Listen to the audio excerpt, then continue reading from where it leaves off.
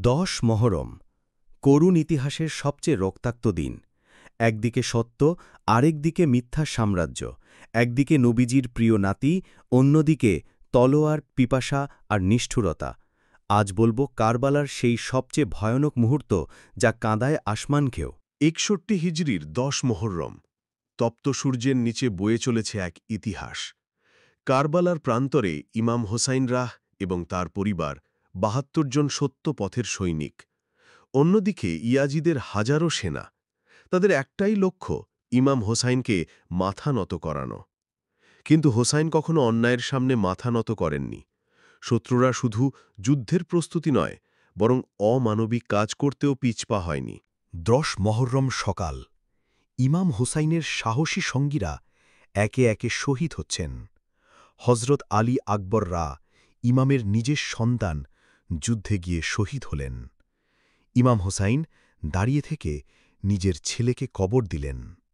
এরপর এলো সেই হৃদয় বিলারক মুহূর্ত। ইমাম হুসাইন তার 6 মাসের শিশু আলী আসগরকে নিয়ে গেলেন শত্রুপক্ষের সামনে। বললেন, তোমরা যদি আমাকে মেরে ফেলতে চাও, এই শিশুটিকে অন্তত 1 ফোঁটা পানি দাও। সারা বিশ্ব যেন থমকে যায়। কিন্তু সেই নিষ্ঠুর সেনাপতি হরমালা একটি 3 মাথাওয়ালা তীর ছড়ে দেয়। তীর ভেদ করে দেয় আলী আসগরের গলা। ইমাম হুসাইন কাঁদেন না, বরং আকাশের দিকে তাকিয়ে বলেন, হে আল্লাহ, আমি তোমার উপরই ভরসা করি। সবার শাহাদতের পর এবার ইমাম হুসাইন একাকী, ক্লান্ত, কিন্তু অটল।